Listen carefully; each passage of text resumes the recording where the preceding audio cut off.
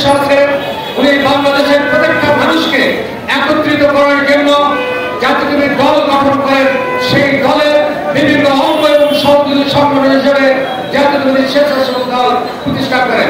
এই স্বেচ্ছাসেবক দলের কাজ কি?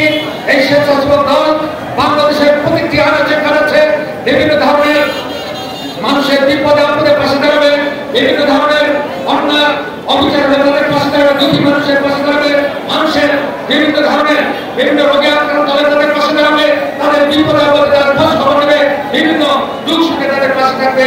এটাই হচ্ছে স্বেচ্ছাসেবক দলের কাজ। আমি উদাত্ত আহ্বান জানাবো, যেহেতু সময় সংক্ষিপ্ত, আমি মিঠাপুর স্বেচ্ছাসেবক দলের উদাত্ত আহ্বান জানাবো, আপনারা ঐক্যবদ্ধ থাকবেন। আপনারা দীর্ঘদিন